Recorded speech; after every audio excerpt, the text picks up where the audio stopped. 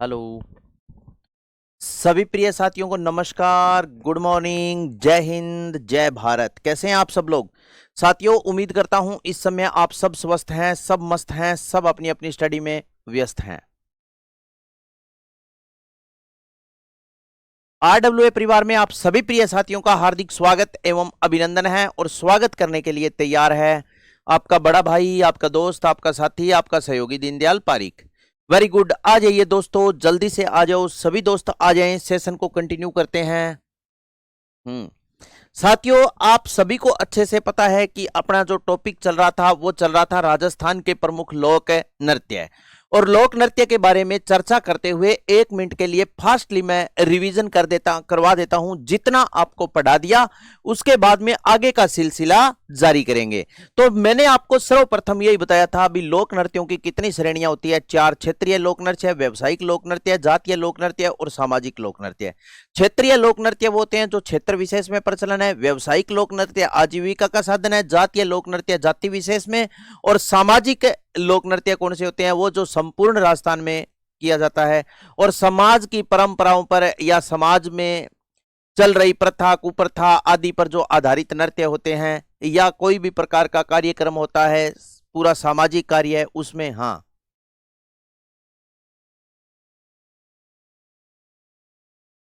चलो इसके बाद में देखो, सुनो, फिर मैंने आपको 1 नंबर पर गैर या गैर नृत्य बताया था। अभी ये क्षेत्रीय लोक नृत्य है।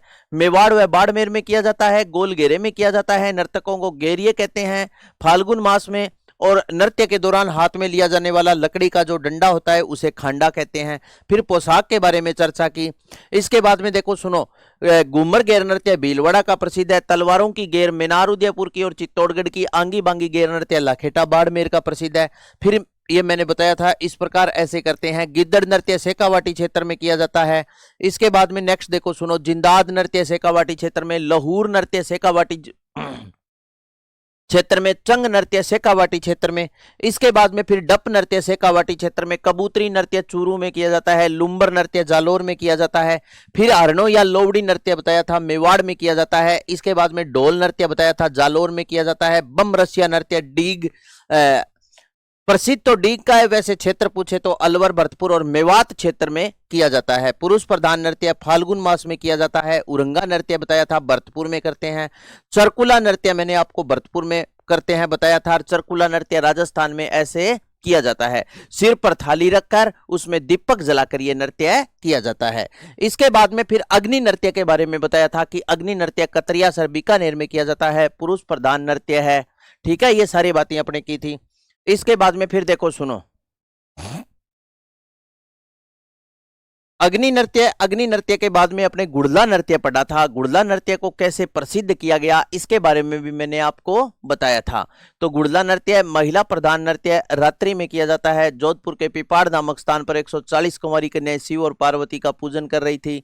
ठीक है, मल्लुखा का सेनापति गुड़लेखा बंदी बनाकर ले गया। जोधपुर का शासक सातल देव था, उन्होंने इनको मुक्ति करवाया। गुड़लेखा का सिर कलम कर लिया। इस प्रकार ये पूरी की पूरी कहानी मैंने आपको बताई थी। इसके बाद में देखो, सुनो, यहां तक कि इससे पिछले सेशन में यहां तक की सारी बातें अपने कंप्लीट की थी। एक बार मुझे हाँ या ना में उत्तर दे दीजिए और बताओ, गुड़ला नृत्य इससे पिछले सेशन में यानी जो अपने शनिवार को क्लास हुई थी उसमें कंप्लीट कर लिया था? हाँ या ना?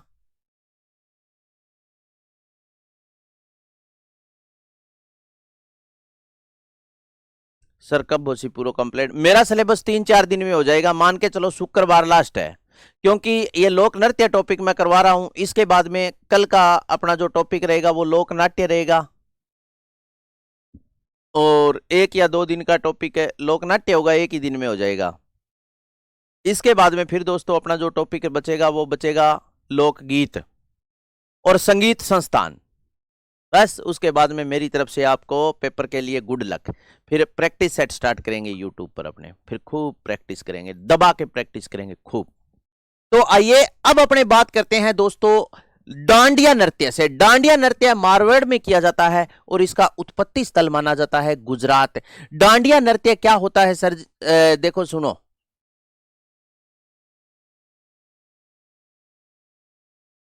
गुड़ला कंप्लीट हो गया था। हाँ, अब डांडिया नृत्य कहते किसे हैं? हाथ में ऐसे लकड़ी का डंडा रखते हैं, इस प्रकार मान लीजिए ये हाथ में लकड़ी के दो डंडे हैं, इनको इस प्रकार ऐसे भिड़ाते हैं एक दूसरे को और नृत्य करते हैं। ये नृत्य है कौन सा?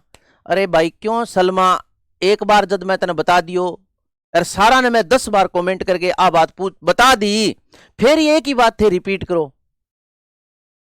समझ में आवे या मेरे समझ में को नहीं आवे, थारे को नहीं आवे?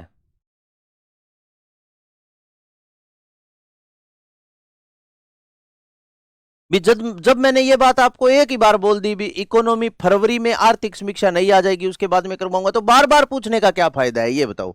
ये बार बार पूछने से आपकी इकोनॉमी कंप्लीट होती है, तो मेरे से रोज की 10 बार पूछ लिया करो। तो डांडिया नृत्य मारवाड़ में, उत्पत्ति स्थल है गुजरात। इसके बाद में मांडल नृत्य, नाहर नृत्य। मांडल नृत्य, नाहर नृत्य ये भीलवाड़ा में दोस्तों किया जाता है। देखो सुनो, ये फोटो आपको दिखाई दे रही है क्या? ये मांडल नृत्य की फोटो है, ध्यानपूर्वक सुनना। ये होली के 13 दिन बाद रंग तेरस पर किया जाता है और ये साथियों पुरुष प्रधान नृत्य है। नृत्य के दौरान क्या करते हैं? पुरुष शरीर पर रुई लपेटते हैं, नकली सींग लगाते हैं, ठीक है ना, नकली सींग लगाकर, शरीर पर रुई लपेटकर, नकली पूंछ लगाकर, इस प्रकार ये नृत्य किया जाता है, यानी नाहर बन के किया जाता है, इसलिए इस नृत्य का नाम रखा नाहर नृत्य।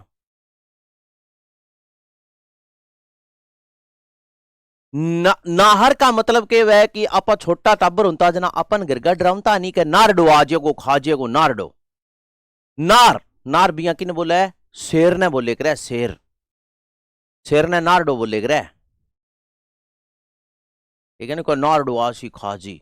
तो मांडल या नाहर नृत्य भीलवाड़ा में होली के 13 दिन बाद रंग तेरस पर किया जाता है, पुरुष प्रधान नृत्य है। और हाँ, ये नृत्य देखो सुनो, शरीर पे रुई लपेट कर नकली सींग लगाकर किया जाता है। ये देखो इस प्रकार, ये देखो ये नकली सींग लगा रखे, ये शरीर पर रुई लपेट रखी, ये पूंछ लगा रखा, इस प्रकार ये नृत्य करते हैं, मांडल या नाहर नृत्य। इसके बाद में मयूर या भैरव नृत्य, ये ब्यावर में किया जाता है दोस्तों, और बादशाह की सवारी निकाली जाती है। कहां पर? ब्यावर में। तो मयूर या भैरव नृत्य बादशाह के मेले के दौरान किया जाता है और यह पुरुष प्रधान नृत्य है। बादशाह की सवारी के आगे बिरबल नाचता हुआ जाता है, ठीक है ना, कौन है? बिरबल नाचता हुआ जाता है। इसके बाद में फिर है पेजड़ नृत्य, ये डूंगरपुर बांसवाड़ा में किया जाता है और यह दीपावली पर्व पर पुरुषों के द्वारा नारी का रूप धारण करके किया जाता है। कौन सा? पेजड़ नृत्य। यह भी एक, अब देखो सुनो, एक तो मैंने आपको हारनो या लोवड़ी नृत्य बताया था, मेवाड़ क्षेत्र में दीपावली के पर्व पर बालकों के द्वारा किया जाता है, मोस्ट इंपोर्टेंट है, बालक मतलब छोटे बच्चे करते हैं। दूसरा पेजड़ नृत्य, ध्यानपूर्वक सुनो, पेजड़ नृत्य डूंगरपुर और बांसवाड़ा में किया जाता है और यह नृत्य दीपावली के पर्व पर किया जाता है, ठीक है ना। फिर देखो, पेजड़ नृत्य डूंगरपुर बांसवाड़ा में दीपावली के पर्व पर पुरुषों के द्वारा किया जाता है। तो नृत्य तो पुरुष प्रधान है, लेकिन पुरुष क्या करते हैं? नारी का वेश धारण करके, यानी आदमी लुगैया वाला कपड़ा पहन के नाचा है, सीधो याद रखियो। पौली नोच नृत्य, यह बांसवाड़ा में किया जाता है और यह विवाह के अवसर पर किया जाता है। बिंदोरी नृत्य साथियों झालावाड़ में किया जाता है, पुरुष प्रधान नृत्य, विवाह और होली के पर्व पर करते हैं। डोला मारू नृत्य झालावाड़, ठीक है ना। अब देखो, डोला मारू की मैंने अब तक point of view important paper की दृष्टि से बात बताई, वो 4 बात बता दी। एक बार मैं चारों बात रिपीट कर रहा हूं। अगर आपसे पूछ ले डोला मारूरा दोहा किसकी रचना है, तो कवि कल्लोल की रचना है। अगर आपसे पूछ ले डोला मारूरी चौपाई किसकी रचना है, तो कुशल लाभ की रचना है। अगर आपसे पूछ ले डोला और मारवणी की प्रेम कहानी पर आधारित चित्र कहां बने हैं, तो राजस्थान की मारवाड़ या जोधपुर चित्रशैली में डोला मारू के चित्र बने हैं। अगर आपसे पूछ ले डोला मारू नृत्य राजस्थान में कहां किया जाता है, तो यह किया जाता है झालावाड़ में। समझ गए? तो बताओ, डोला मारू की सारी बात आपके समझ में आई या नहीं आई? इतनी विशेषता है किसकी? डोला मारू की। इसके बाद में नेक्स्ट आ जाता है डांग नृत्य। साथियों, डांग नृत्य नाथ द्वारा में किया जाता है। कहां पर किया जाता है? नाथ द्वारा में। सेकंड ग्रेड की तैयारी नहीं करवाएंगे तो डांग नृत्य देखो नाथ द्वारा राजसमंद में किया जाता है और यह नृत्य श्रीनाथ जी की आराधना में किया जाता है। कब करते हैं? होली के अवसर पर करते हैं। और डांग नृत्य भी दोस्तों एक युगल नृत्य है। इस नृत्य के दौरान नर्तक क्या करते हैं, देवर भाभी के रूप में एक दूसरे पर रंग से प्रहार करते हैं। रंग से प्रहार का मतलब है भी देवर भाभी के रूप में एक दूसरे पर गुलाल डालते हैं। यह नृत्य कैसा है, युगल नृत्य है। नर्तक देवर भाभी के रूप में एक दूसरे पर रंग से प्रहार करते हैं। डांग नृत्य नाथ द्वारा राजसमंद में श्रीनाथ जी की आराधना में किया जाता है।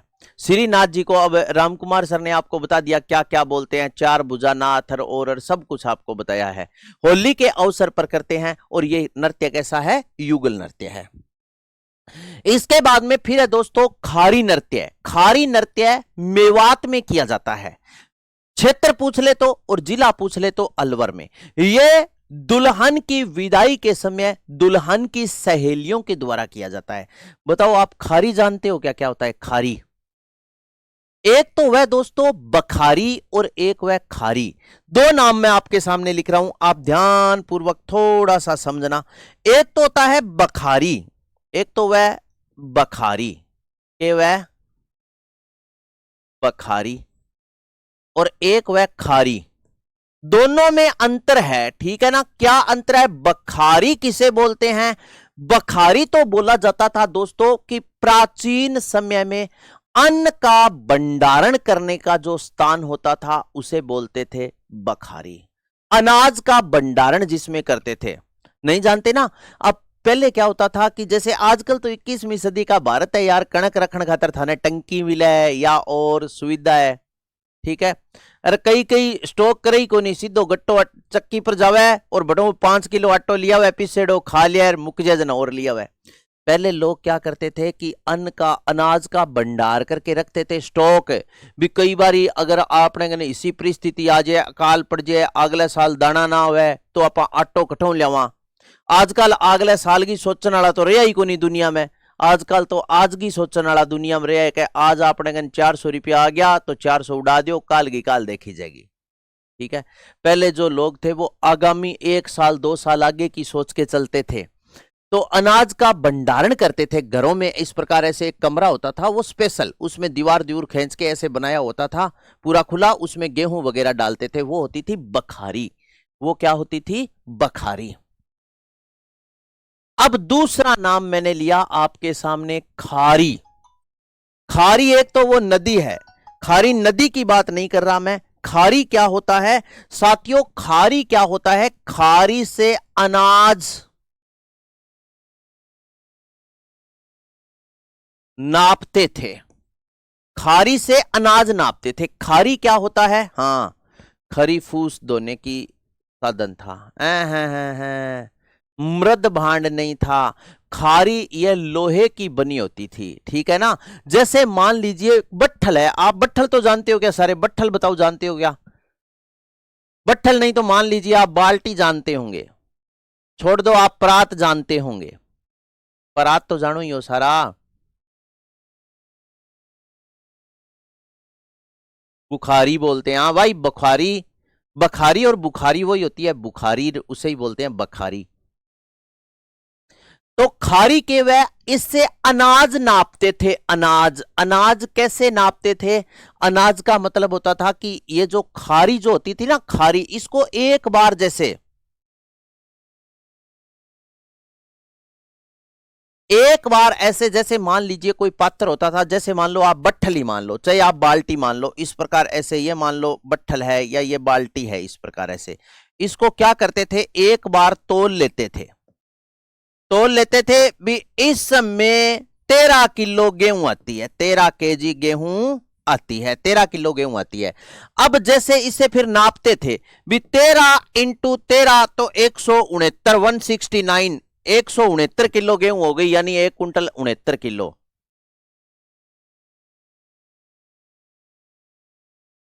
हाँ, अलग अलग जगह, बखरी नहीं है, सॉरी भाई बखारी है ये, ठीक है ना, बखारी। तो आप याद रखना ये होता है खारी और बखारी। तो अब समझ गए। तो ये क्या होता था कि खारी जो होती थी ना अनाज, हाँ खारी मैंने आपको बताया क्या होता था, अनाज। तो ये खारी नृत्य आपसे पूछ ले तो मेवात अलवर में ये दुल्हन की विदाई के समय दुल्हन की सहेलियों के द्वारा खारी नृत्य किया जाता है। इसके बाद में नेक्स्ट बात आता है हिंडोला नृत्य। हिंडोला नृत्य है मेरे यारों जैसलमेर जिले में किया जाता है। कहां पर? जैसलमेर में। और पुरुष व महिलाओं के द्वारा पूर्वजों का आह्वान करते हुए करते हैं हिंडोला नृत्य। अब देखो सुनो, हिंडोला नृत्य का नाम आते ही आधे तो व्यक्ति क्या करेंगे कि झूला कब झूलते हैं? श्रावण तीज पर। हिंडोला नृत्य श्रावण तीज पर किया जाता है? नहीं, हिंडोला नृत्य प्रॉपर क्षेत्र पूछ ले तो जैसलमेर, याद रखना आप। और महिलाओं के द्वारा, महिला और पुरुषों के द्वारा युगल रूप से किया जाता है पूर्वजों का आह्वान करते हुए। मोहिनी नृत्य कांठल प्रतापगढ़ में किया जाता है और यह स्त्री प्रधान नृत्य विवाह के अवसर पर किया जाता है। चलो नेक्स्ट आ जाओ। इसके बाद में चौगोला नृत्य, यह डूंगरपुर जिले में किया जाता है। युगल नृत्य है जो होली के पर्व पर करते हैं। कानूड़ा नृत्य चौटन बाड़मेर में कृष्ण जन्माष्टमी के दिन किया जाता है। यह भी कैसा नृत्य है? युगल नृत्य। अब आ जाओ साथियों, यहां पर अपने जो क्षेत्रीय नृत्य है वो कंप्लीट होते हैं और यहां पर स्टार्ट हो जाते हैं व्यावसायिक नृत्य। व्यावसायिक नृत्य का मतलब है भी वो नृत्य जिसका आयोजन करके और लोग अपने आजीविकाएं चलाते हैं, वो नृत्य होते हैं व्यावसायिक नृत्य। तो व्यावसायिक नृत्य में नंबर 1 पर अपने बात करेंगे साथियों 13 ताली नृत्य। 1 नंबर पर कौन सा नृत्य है? 13 ताली नृत्य। मित्रों पहले आप 13 ताली नृत्य की मैं आपको सारी विशेषता बता रहा हूं, यह आप ध्यान पूर्वक सुनना, उसके बाद में एक एक चीज पढ़ाऊंगा। 13 ताली नृत्य साथियों कामड़ जाति की महिलाओं के द्वारा रामदेव जी के मेले में 13 मंजीरे बांध कर किया जाता है। और मंजीरे क्या होता है? एक वाद्य यंत्र होता है, ठीक है ना। 13 मंजीरे बांध कर किया जाता है। और दूसरी विशेषता है ये नृत्य बैठकर करते हैं। नृत्य के दौरान महिलाएं नृत्य करती है और पुरुष क्या करता है इस नृत्य के दौरान गीत गाता है। एक बार इतनी बात सुन लीजिए, ये देखो महिला बैठी है, बैठकर नृत्य करती है, ये पुरुष गीत गा रहे हैं। ये नृत्य 13 मंजीरे बांध कर किया जाता है। ये देखो, ये इस महिला ने मंजीरे बांध रखे हैं। और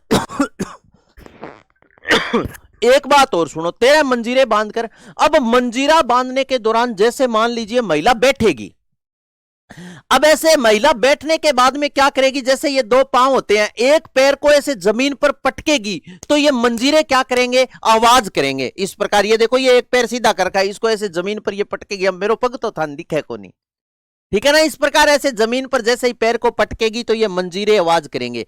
ये नृत्य 13 मंजीरे बांधकर किया जाता है। 9 मंजीरे महिला दाएं पैर में बांधती है, 2 मंजीरे हाथों में ऐसे लेती है और 2 मंजीरे हाथों की कोहनियों पर बांधती है।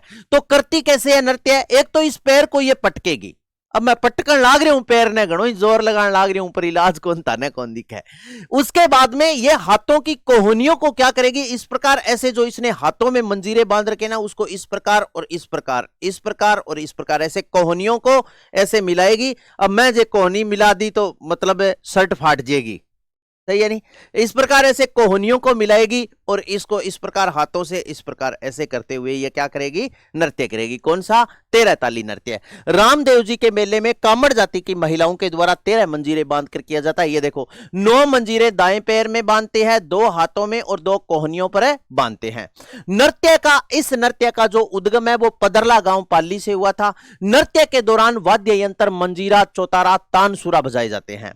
नृत्यांगना आपसे पूछ ले तो मांगीबाई, कमलादास, परमदास और लक्ष्मण दास, ऐसे प्रश्न पूछे जाते हैं। कई बार कोई विशेष प्रश्न ऐसे पूछ लिए जाते हैं कि मांगीबाई, कमलादास, परमदास, लक्ष्मणदास कौन से नृत्य से संबंधित है? तो आप याद रखना कौन से? 13 ताली नृत्य से संबंधित है। नृत्य के भाव क्या होता है? जैसे अनाज साफ करना, अनाज छानना, अनाज कूटना, सगीजी सगाजी के रूप में, और इस प्रकार ये प्रस्तुत करते हैं। चरखा काटना। अब एक बात याद रखना, मांगीबाई प्रसिद्ध है। मांगीबाई ये 13 ताली नृत्य की प्रसिद्ध नृत्यांगना है दोस्तों। और मांगीबाई का जन्म बाणिया गांव चित्तौड़गढ़ में हुआ था। विवाह पदरला गांव पाली में। पति का नाम भैरूदान था और संगीत नाट्य अकादमी पुरस्कार इसे मिला हुआ है मांगीबाई का, और मांगीबाई के गुरु का नाम गोरमदास था। इतनी बातें सारी किसकी है? मांगीबाई की। तो 13 ताली नृत्य आपके समझ में आया या नहीं आया बताओ? संगीत नाट्य अकादमी पुरस्कार 1990 में दिया गया था। सन इतना इंपॉर्टेंट नहीं है, ध्यान इतना रखना, मांगीबाई को दिया गया है। इसके बाद में बहुत ही यानी जबरदस्त नृत्य है दोस्तों, बवाई नृत्य। बवाई नृत्य क्या है कि इसका उद्गम स्थल तो गुजरात है, लेकिन राज्य में यह मेवाड़ में किया जाता है। यह नृत्य बवाई जनजाति के द्वारा किया जाता है। और यह नृत्य करते कैसे है? जैसे कांच के टुकड़ों पर, तलवार की धार पर, थाली के किनारों पर, चाकू पर, ब्लेड पर, ठीक है, इस प्रकार ये नृत्य करते हैं। तो ये नृत्य देखो, सुनो, उसके बाद में ये तो है, उसके बाद में फिर ये नृत्य क्या करते हैं? सिर पर कई मटके रखकर भी किया जाता है, उसमें दीपक जलाकर भी करते हैं, अलग अलग प्रकार से। और इस नृत्य का प्रवर्तक बागोजी जाट को माना जाता है, जो केकड़ी अजमेर का मूल निवासी था। इस नृत्य को ख्याति लोक कला मंडल के अध्यक्ष देवीलाल सांबर ने दिलवाई थी। और प्रमुख नर्तक आपसे पूछ ले तो सांगीलाल सांगटिया, रूप सिंह शेखावत और तारा शर्मा। एक बात और सुनो साथियों, एक बाल कलाकार थी अस्मिता काला। जयपुर की बाल कलाकार अस्मिता काला ने अपने सिर पर 108 मटके रखकर नृत्य किया, जिसका नाम Limba book of world record में भी दर्ज किया गया है। यह प्रश्न कई बार पूछ लिया जाता है। 108 मटके सिर पर रखकर नृत्य करने वाली प्रसिद्ध नृत्यांगना कौन थी? तो जयपुर की बाल कलाकार थी ये अस्मिता काला। आगे फोटो आपको दिखाऊंगा। तो बवाई नृत्य देखो, दोबारा फिर बता रहा हूं, उद्गम स्थल गुजरात है, राज्य में मेवाड़ उदयपुर का प्रसिद्ध है। यह नृत्य बवाई जनजाति के द्वारा कांच के टुकड़ों पर, थाली के किनारों पर, तलवार की धार पर किया जाता है। यह नृत्य सिर पर कई मटके रखकर भी किया जाता है। प्रवर्तक बागोजी जाट को माना जाता है। और ख्याति या प्रसिद्धि नृत्य को लोक कला मंडल के अध्यक्ष देवीलाल सांबर ने दिलवाई थी। प्रमुख नर्तक आपसे पूछ ले तो सांगीलाल सांगटिया, रूप सिंह शेखावत और तारा शर्मा। ये देखो, ये देख लो, ये रही, ये महिला नृत्य कर रही है, ये तलवार रख रखी है, ये बोतल रख रखी है इस पर, और ये देख लो सिर के ऊपर मटके रखकर,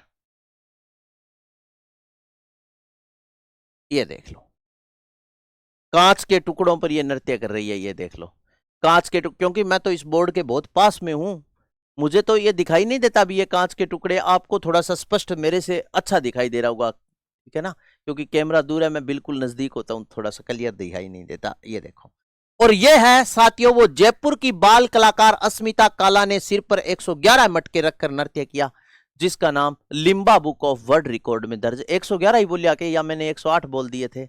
111 ही बोलिया नहीं, 111 मटके सिर पर रखकर नृत्य किया, जिसका नाम Limba book of world record में दर्ज किया गया है। ये देखो, ये रही 111 मटके। आगे चला, चलो इसके बाद में नेक्स्ट है दोस्तों कच्छी घोड़ी नृत्य। कच्छी घोड़ी नृत्य शेखावाटी क्षेत्र में किया जाता है। कच्छी घोड़ी नृत्य कैसे, कहां किया जाता है? शेखावाटी क्षेत्र में किया जाता है। कच्छी घोड़ी का शाब्दिक अर्थ होता है काठ, यानी लकड़ी की घोड़ी। काठ किसको बोलते हैं? लकड़ी को, लकड़ी की घोड़ी। और ये दोस्तों पुरुष प्रधान वीर नृत्य है, जो एक पैटर्न बनाने की शैली पर आधारित है। और नृत्य के दौरान 4 व्यक्ति क्या करते हैं? आमने सामने बैठ जाते हैं इस प्रकार, ऐसे 1 2 3 4 आमने सामने हो गए आपस में। और 8 व्यक्ति इस प्रकार ऐसे एक पंक्ति में खड़े होते हैं, 1 2 3 4 5 6 7 और 8। कौन सा नृत्य बता रहा हूं? कच्छी घोड़ी नृत्य। इस नृत्य के दौरान 4 व्यक्ति आमने सामने बैठ जाते हैं और 8 व्यक्ति एक पंक्ति में खड़े हो जाते हैं। अब क्या करते हैं कि ये 4 व्यक्ति आमने सामने जो खड़े हैं ये वाद्य यंत्र बजाएंगे, और ये जो 8 व्यक्ति हैं ये इस प्रकार ऐसे घूमते हुए क्या करेंगे? नृत्य करेंगे। जैसे ही लय और ताल का बोलबाला आएगा वैसे ये वापिस कतार में खड़े हो जाएंगे, इसलिए इसे बोलते हैं भी ये नृत्य एक पैटर्न बनाने की शैली पर आधारित है। देखो, कच्छी घोड़ी नृत्य शेखावाटी क्षेत्र में। कच्छी घोड़ी का शाब्दिक अर्थ क्या है? काठ, यानी लकड़ी की क्या होती है? घोड़ी है। पुरुष प्रधान वीर नृत्य जो पैटर्न बनाने की कला पर आधारित है। नृत्य के दौरान 4 व्यक्ति आमने सामने व 8 व्यक्ति एक पंक्ति में खड़े होते हैं। वर्तमान में इसका कलाकार आपसे पूछ ले कौन है, तो वर्तमान में कलाकार आप याद रखना,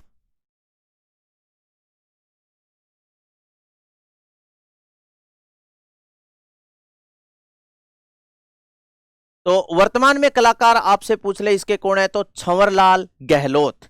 छंवरलाल गहलोत जोधपुर का निवासी है और गोविंद पारिक पूछ ले तो ये निवाई टोंक का, ये वर्तमान में इसके कलाकार है। ये देखो आगे, ये है कच्छी घोड़ी नृत्य, ये होती है काठ की घोड़ी। काठ का मतलब है लकड़ी की घोड़ी, लकड़ी की घोड़ी है। और ये आदमी क्या कर रहा है, इसने इसे इस प्रकार पकड़ रखी है, ये चलता है वैसे वैसे ये घोड़ी चलती है। यह है कच्छी घोड़ी नृत्य, जो पैटर्न बनाने की कला पर क्या है, आधारित है।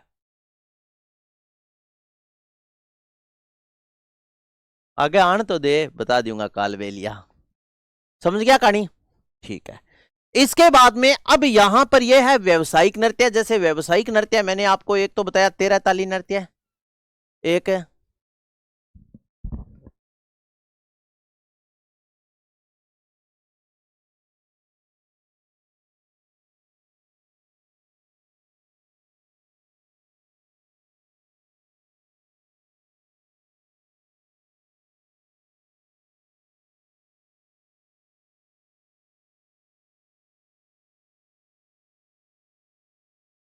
तो ये देखो सुनो क्या बता रहा हूं मैं आपको साथी। कच्ची घोड़ी, काठ की घोड़ी, यानी काठ का मतलब है ये लकड़ी की क्या होती है, घोड़ी होती है। पैटर्न बनाने की कला पर यह नृत्य क्या है, आधारित है। देख लिया ना साथियों। प्रत्येक जिस जो नृत्य इंपॉर्टेंट था, जिसकी मुझे क्लिप मिली, मैंने हर नृत्य की आपको फोटो दिखाई है।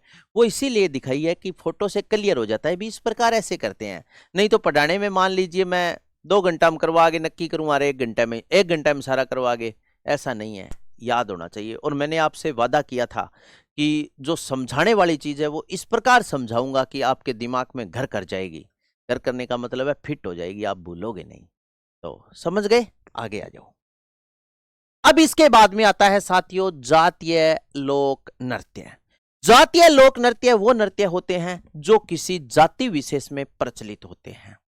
जाति विशेष का मतलब है भी अलग अलग जातियों में अलग अलग प्रकार के नृत्य किए जाते हैं। लेकिन एक बात आप और सुनो साथियों, कई बार ऐसा होता है, आपने देखा है भी, जैसे मान लो अलग अलग जातियों में, अलग अलग जनजातियों में विवाह वगैरह की प्रथाएं भी अलग अलग होती है। बताएं हाँ या ना? भी अपने समाज के अकॉर्डिंग प्रथाएं होती है। सही है ना? तो अब जातीय लोक नृत्य के बारे में बात करते हुए नंबर 1 पर अपने बात करेंगे भील जनजाति के नृत्य।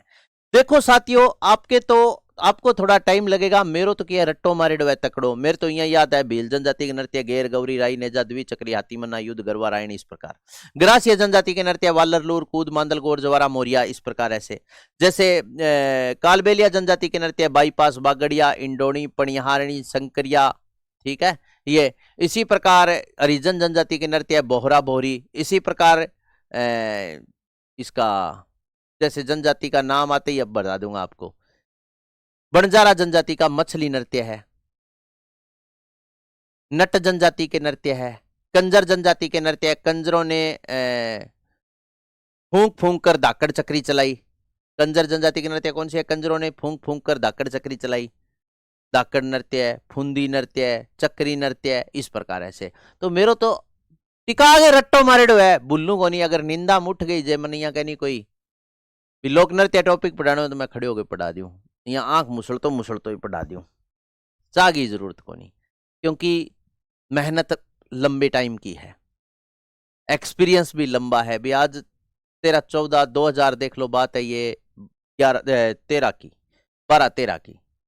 तो 12 और 10 22 और 4 26 होते हैं ना। देख लो 13-14-13 साल हो गई, 12-13 साल। 13 साल में अन घोटिया है और के करीब है। सही है ना? तो जातीय लोक नृत्य के बारे में बात करते हैं भील जनजाति के नृत्य।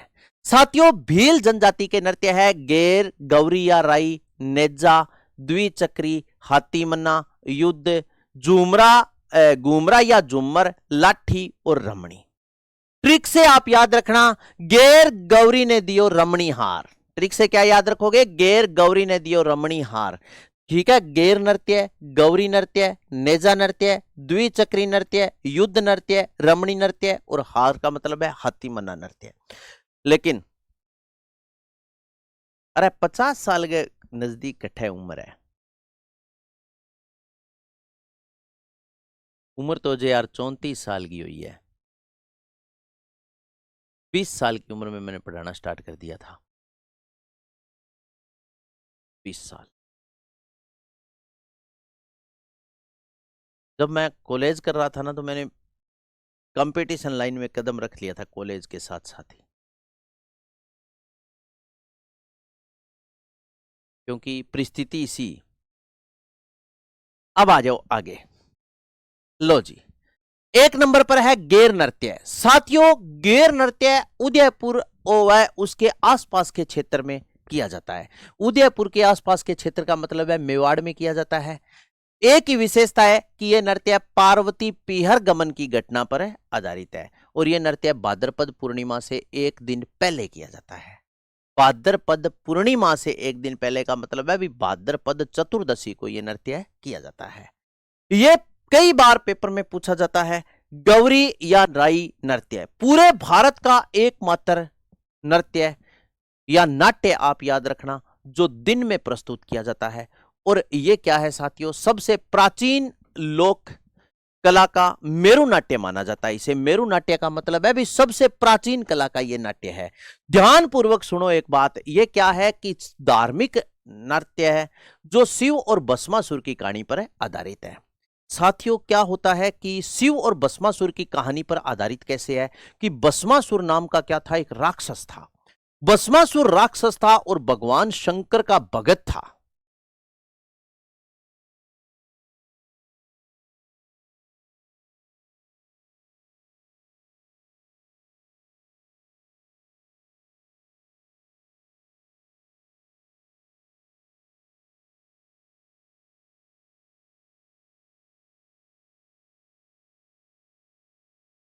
यह नृत्य शिव और भस्मासुर की कहानी पर क्या है, आधारित है। पढ़ लो, कोई बात नहीं, आपने अब कोर्स लिया है तो आप अपनी मेहनत, हे प्रिय मनुष्य कर्म किए जा फल की इच्छा मत कर। सही है ना? पढ़ो यार, आप एक बार में नहीं लेकिन एक बार सफलता जरूर मिलेगी।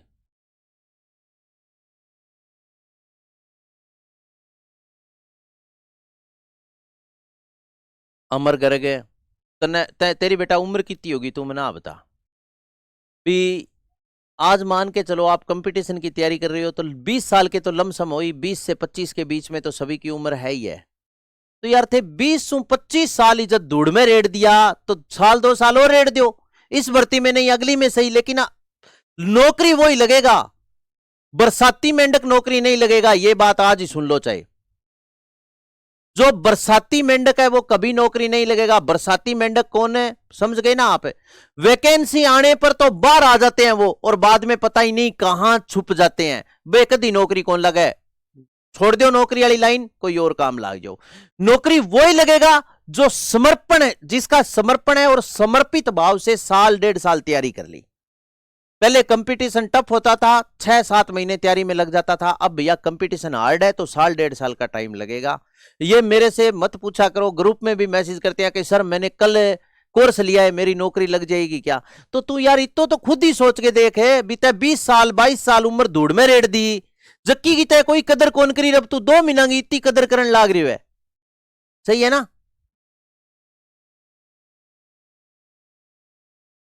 तो तू पढ़ भाई अमर गर्ग, तू पढ़, जो पढ़ ही मिलेगी। समर्पण भाव से पढ़ाई कर, पेपर दे, कोई बात नहीं यार, अगली भर्ती में हो जाएगा। हाँ या ना? जो पढ़ेगा वो नौकरी लग जाएगा। तू थोड़ा सा एक अमेजन, खुद एक अमेजन करके देखना भी। आपने यार इतना टाइम गवा दिया, उम्र काट दी थे, तो अब 3-4 महीना खातिर क्या मकाल करो, और अड़बड़ाहट में की कौन मिले।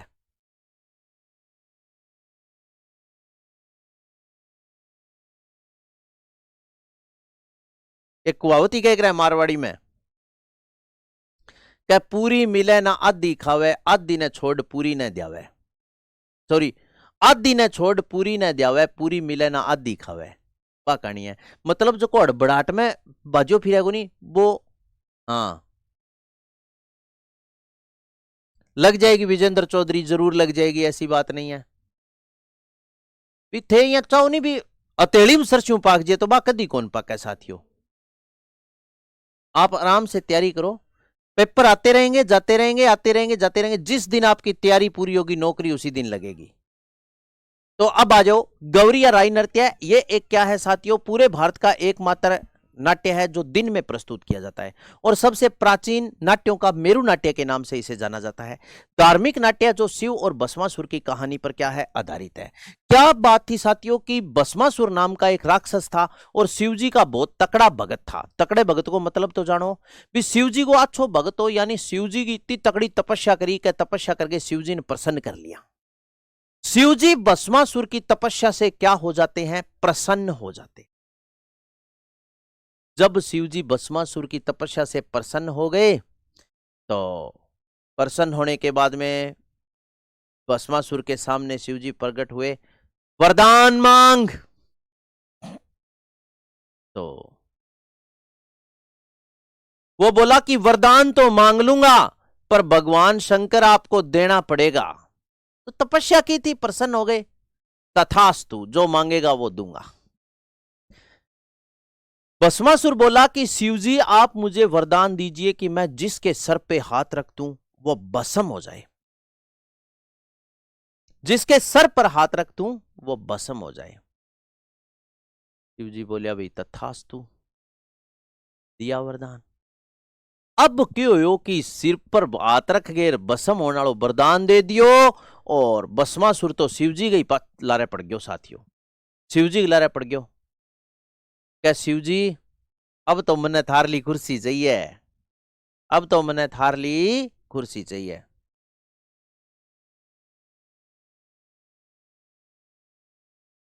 थार ली कुर्सी चाहिए, कोई बात को नहीं।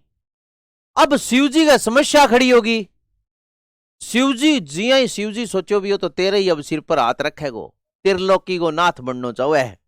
तो शिवजी क्या कि दौड़या, शिवजी बाजा बाजा बाजा बाजा बाजा बाजा गया ब्रह्मा जी के। क्या ब्रह्मा जी यार मैं तो ईशो कवाड़ो कर दियो, क्या भस्मासुर नाम के राक्षस ने वरदान दे दियो भी जगह तू सिर पर हाथ रखेगा वो भस्म हो जाएगा, यार वो तो मेरे ही लारे पड़ रही है, मन नहीं मारना चाहे। ब्रह्मा जी का यार इंगो मेरे कन तो कोई इलाज कौन, तू जा विष्णु जी नारद कने, नारद कन गयो। नारद का यार मेरे कन कोई इलाज कौन, तू विष्णु जी कन जा, वो ही कोई समाधान कर सी। तो दौड़े दौड़े विष्णु भगवान के पास गए और विष्णु भगवान को जाकर के सारी कहानी बताई कि यहाँ कर गए मैंने भस्मासुर नाम के राक्षस को आशीर्वाद दे दिया कि वो किसी के सर पर हाथ रखेगा वो उसे भस्म कर देगा और वो तो मेरे ही पीछे पड़ा है, अब मुझे भस्म करना चाहता है, तो शिवजी किसी ना किसी प्रकार मेरी जान छुड़ाओ। तो सॉरी विष्णु जी किसी ना, तो विष्णु भगवान बोले यार ते ईशो पंगो लियो ही क्या, हमें ईशो वरदान क्या दियो कि यार वाद विवाद का समय नहीं है, ये वाद विवाद बाद में कर लेना, पहले समाधान करो, वो आन लाग रही है ला रही मारेगो अब भी। तो क्या कोई बात नहीं, उसका तो मैं इलाज अभी कर दूंगा। ब्रह्मा जी सॉरी विष्णु भगवान ने क्या किया, सुंदर मोहिनी का रूप बनाया। मोहिनी का मतलब है एक सुंदर नारी का रूप बनाया और नारी एक आकर्षण का केंद्र है, नारी सब पर भारी। अब जिया ही बने एक सुंदर नारी को रूप बना लियो, नारी को रूप बना गए और भस्मासुर जका रास्तों बाजू आवे भी रास्ते के माइया मुस्कुराती हुई सामने चालन लागी, तिरछी नजर से देखती हुई भस्मासुर की तरफ।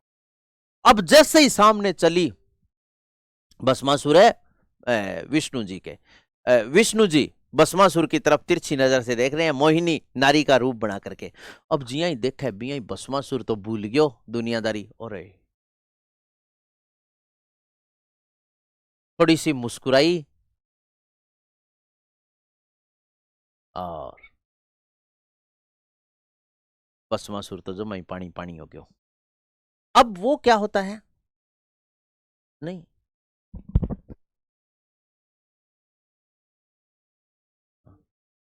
नहीं नहीं, तो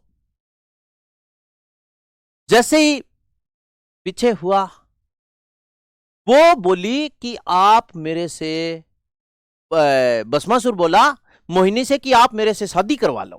तो मोहिनी बोली मैं शादी तो करवा लूंगी लेकिन मैं उसी वर्ग की तलाश में हूं जिसको मेरी तरह डांस करना आए, वो मेरी तरह नाचे। तो वो बोला कि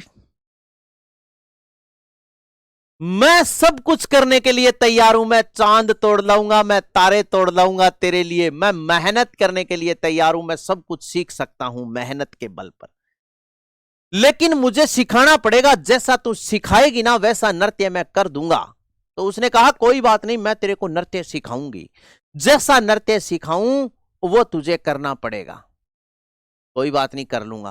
तो मोहिनी उसे डांस सिखा रही है सुंदर रूप धारण करके कि पहले नृत्य सीख, फिर वो कभी तो कमर को ऐसे हिला रही है, कभी ऐसे हिला रही है, कभी ऐसे कर रही है, कभी ऐसे कर रही है, कभी ऐसे, पूरो जुमा इतो तकड़ो बिन गिजा दियो का वो दुनियादारी भूल गयो। तू है तो दुनिया कितनी हंसी है, तू नहीं तो कुछ भी नहीं है।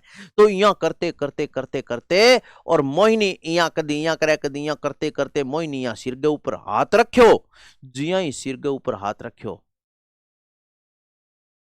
भी भस्मासुर भी भूल गयो दुनियादारी, सारों की भूल गयो, भी सिर के ऊपर हाथ रखे तो काम ही हो जाएगो। इया करके रिया सिर के ऊपर हाथ रखियो और रखते ही है बैठाई भस्मासुर जी के हो गया भस्म। आ लियो, कहानी खत्म हो गई। फिर वापिस शिव जी कन जाके कहो गए अब तो मैं बिंगो काम कर दियो, मुड़ गए ईशो पंगो ना ले लियो भगवान, मरवा दियोला थे तो जाओला जाओला माने और ले डूबोला सा गए। तो समझ गया, यह है शिव और भस्मासुर की कहानी पर है आधारित है। अब आगे बात सुनो साथियों, नाट्य के दौरान शिव का रूप धारण करने वाले पात्र पूरिया और अन्य पात्र खेले कहलाते हैं।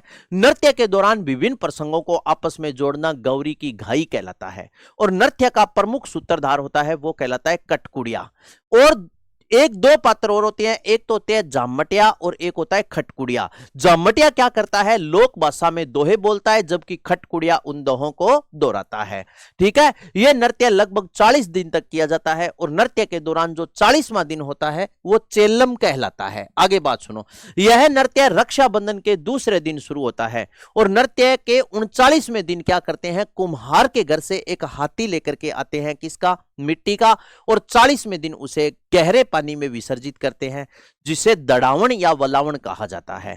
और नृत्य के दौरान कलाकार जितने दिन नृत्य करते हैं तब तक उनके शराब पीने और मांस खाने पर प्रतिबंध है। तो एक मैं थान बात बताई है, ठीक है नहीं सारी बात, क्योंकि मेरे अब सारी पिक्चर दिमाग में क्लियर होगी, दबा दब बोलते ही, क्योंकि कई बार आप धीरे धीरे, जैसे मान लो हनुमान चालीसा, बहुत से भगतजन ऐसे हैं जो हनुमान चालीसा और पढ़ते हैं, तो जिया मान लो अपन यहाँ बोल दिया भी धीरे धीरे पढ़ो, तो आप धीरे धीरे पढ़ा, श्री गुरु चरण सरोज रज निजमन मुकुर सुधार, ऐसे थोड़ा सा धीरे धीरे धीरे धीरे पढ़ा, जन भूल जावा।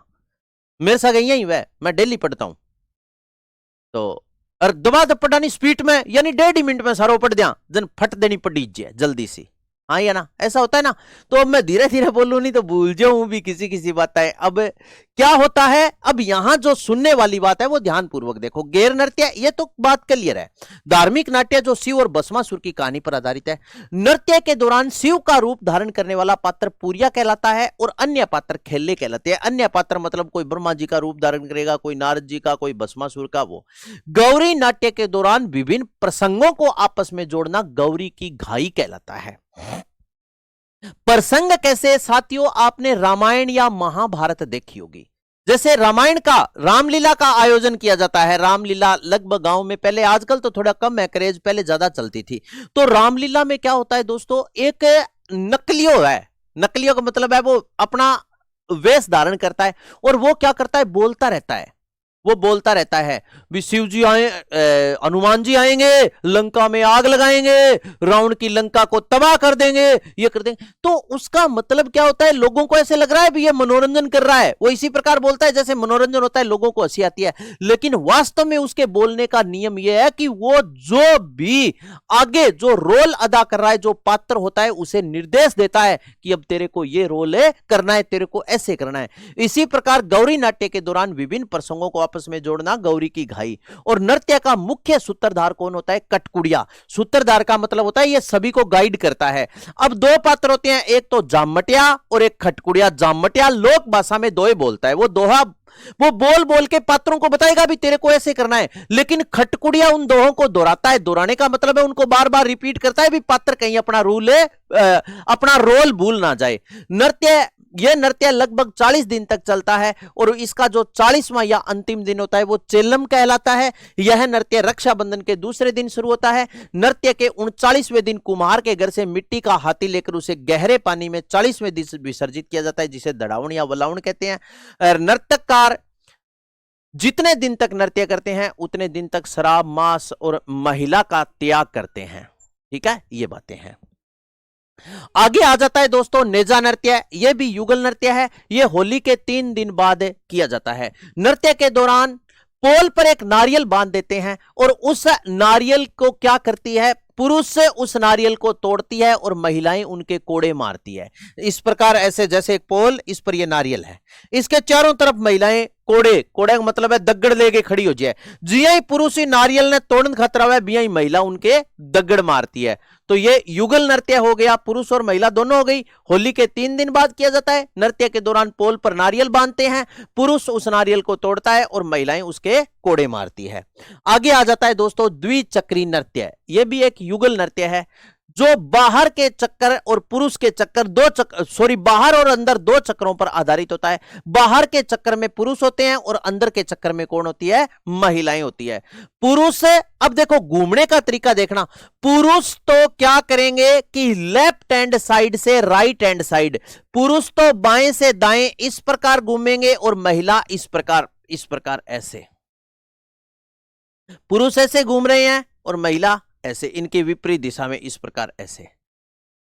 तो याद रखना, पुरुष बाएं से दाएं और महिलाएं दाएं से बाएं घूमती है और यह नृत्य विवाह के दौरान किया जाता है। विवाह के दौरान यह घुमरा गल है। द्विचक्री नृत्य।